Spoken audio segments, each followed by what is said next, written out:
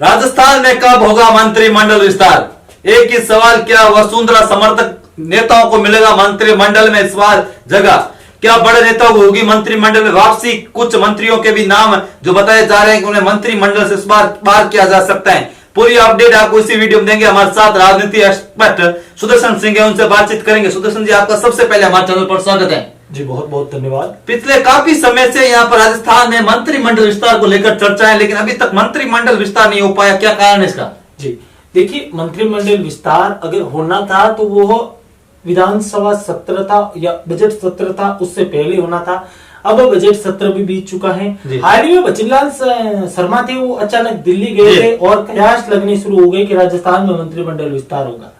मंत्रिमंडल विस्तार इसीलिए भी जरूरी है क्योंकि सरकार है जो कि विधानसभा में कहीं ना कहीं जो नेता है वो कहीं ना कहीं अनुभवहीन है, इतना अनुभव नहीं है उनके पास। इसी वजह से विपक्ष है उन पर हावी नजर आता है। इसी वजह से विधानसभा का है वो मंत्रिमंडल विस्तार। क्या राजेंद्र राठौड़ की विधानसभा में आज अभी भी कमी खल रही है उनको? सतीश पूनिया की क्या कमी खल रही है उनको? जी, राजेंद्र राठौड़ की तो निश्चित तौर पर कमी खिल रही है कि विपक्ष में टिकुराम जूली, गोविंद सिंह डोटासरा, सचिन पायलट, रविंद्र सिंह कम आते हैं। इसके अलावा जो निर्दलीय हैं वो भी सरकार को घेरते हुए नजर आते हैं और शांति धारीवाल जैसे कई ऐसे नेता हैं जो कि कांग्रेस के अनुभवी नेता हैं, वो लगातार सरकार को घेरते हुए नजर आते हैं। अगर भाजपा की बात करें तो मंत्रियों में जोगाराम पटेल लगातार सक्रिय नजर आते हैं, वह विरोध करते हैं। इसके अलावा एक विधायक हैं गोपाल शर्मा शिवलायंस के, वो इनका विपक्ष को दबाने की कोशिश करते हैं। बाकी ऐसा कोई प्रभावशाली एक चीज ये बताइए सुदर्शन जी, ये बताएं कि जिस तरह उपचुनाव हुए थे, उपचुनाव बीजेपी को जीत मिली थी, झुंझुनू हो, ख्यूंसर, क्योंकि यहाँ पर उनकी ऐतिहासिक जीत थी। यहाँ पर उसके बाद खबर थी कि कुछ नेताओं को यहाँ पर जब यहाँ पर अच्छा प्रदर्शन होगा तो उन्हें इनाम मिलेगा, उनसे वादा किया था। उस वादे का क्या हुआ बीजेपी आला कमान का? जी देखिए, जनता के मध्य हम जब भी कोई पार्टी चुनाव लड़ती है तो कहीं ना कहीं एक मैनिफेस्टो जारी करती है, जनता को बरगलाने की कोशिश करती है, वोटर्स को आकर्षित करने की कोशिश करती है। तो कहीं ना कहीं जो बयान थे वो सारे राजनीतिक प्रेरित बयान थे। जो जीते हुए प्रत्याशी उनमें से रमतराम डागा का नाम है, वो जरूर मंत्रिमंडल नाम चर्चाओं में आया था। राजेंद्र बाबू अभी मुझे नहीं लग रहा है, क्योंकि जो ख्यूसर की सीट है वो कहीं ना कहीं आरएलपी का एक आरएलपी का या हनुमान का एक गढ़ था, वहां पर जीत हासिल की। ऐसे में आने वाले चुनाव में भी इस गढ़ को अपने पास रखने के लिए ख्यूसर से जो रमतराम डांगा है उन्हें मंत्री बनाया जा सकता था, लेकिन जब उनका एक पत्र वायरल होता है जो वो कहते हैं कि मेरी बात सुनी नहीं जाती, हनुमान जी यहाँ के ना एमएलए हैं, उनकी बात सुनी जाती है, तो उसके बाद मुझे नहीं लगता कि अब उन्हें मंत्रिमंडल में जगह मिलने के चांस है। वसुंधरा राजे की तरफ चले। आपने देखा कि जब राजस्थान में मुख्यमंत्री चेहरा घोषित हुआ था, उनके साथ एमपी और छत्तीसगढ़ इनके में एमपी के जो थे मुख्यमंत्री शिवराज सिंह, उनको केंद्र में जगह मिली, और जो छत्तीसगढ़ के पूर्व मुख्यमंत्री थे रमन सिंह, उनको विधानसभा अध्यक्ष बनाया गया था।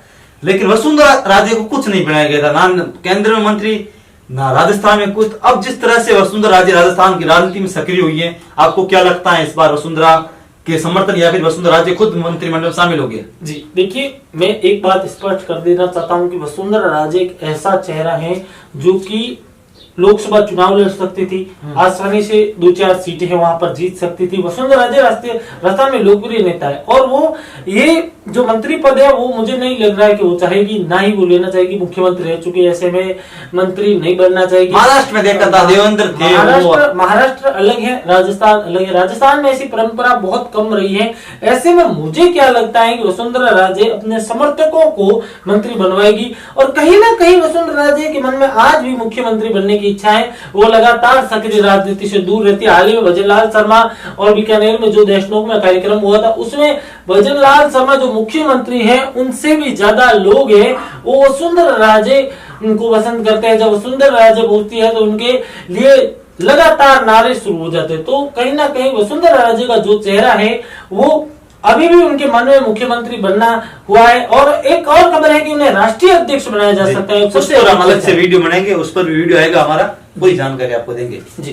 तो लेकिन ये बताइए कि कौन कौन से वो चेहरे होंगे जो इस बार मंत्रिमंडल का विस्तार होता है, जो खबर आ रही है कि जून के पहले सप्ताह में मंत्रिमंडल का विस्तार हो सकता है, कौन कौन से वो चेहरे होंगे? जी देखिए, अब मैंने जैसे शुरुआत में बताया था कि भारतीय जनता पार्टी वर्तमान सरकार भजनलाल की सरकार, चाहे मुख्यमंत्री की बात करें तो पहली बार के विधायक है।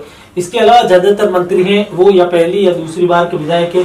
गजेंद्र सिंह खेवसर और एक दो मंत्रियों को छोड़ दे तो उन्हें मंत्री रहने का कोई अनुभव नहीं है। ज्यादातर तो नए विधायक हैं, उन्हें मंत्री बनाए गए हैं। तो ऐसे में कहीं ना कहीं अब अनुभवी चेहरे को टीम में रखना चाहिए, क्योंकि जब नाम चल रहा है जो कि वसुंधरा सरकार मंत्री थे। मैं बता रहा हूँ, देखिए कालीचरण सराफ जी बड़े सीनियर विधायक हैं, वो उनका मंत्रिमंडल में आना तय माना जा रहा है। इसकी वजह है कि वो लगातार सरकार को घेरते हुए नजर आते हैं, क्योंकि एक मन में टीस तो रहती है कि लगातार जीत रहे हैं और मंत्री नहीं बनाए जा रहे हैं, तो उनको मंत्री बनाया जा सकता है। इसके अलावा वसुंधरा राजे के करीबी माने जाने वाले पुष्पेंद्र सिंह राणावत हैं, उनका नाम चर्चाओं में है।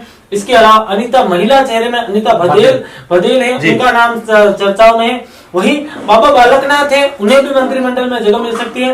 एक गजेंद्र सिंह शेखावत की ओर से मुझे लग रहा है, और विष्णोई समाज के वोटर्स को अपनी ओर आकर्षित करने के लिए बलौदी से लगातार चुने जा रहे विधायक राम विष्णोई, जो कि अनुभवी है, वरिष्ठ भी है और अच्छे वक्ता भी है, तो उन्हें भी मंत्रिमंडल में शामिल किया जा सकता है। बाबू सिंह राठौड़ का भी नाम चर्चाओं में है, बाबा बालकनाथ का भी चर्चाओं में, और सिविल लाइन्स के जो विधायक आए हैं गोपाल शर्मा, वो एक कर्मठ कार्यकर्ता है और अच्छे वक्ता भी है, विपक्ष को अच्छी तरीके से घेरने में यहाँ पर सरकार को मजबूती दे सकते हैं, तो गोपाल शर्मा का भी नाम चर्चाओं में। ये थे हमारे साथ सुदर्शन जिन्होंने संभावित मंत्रिमंडल के चेहरे बताए हैं। आपको क्या लगता है कौन होगा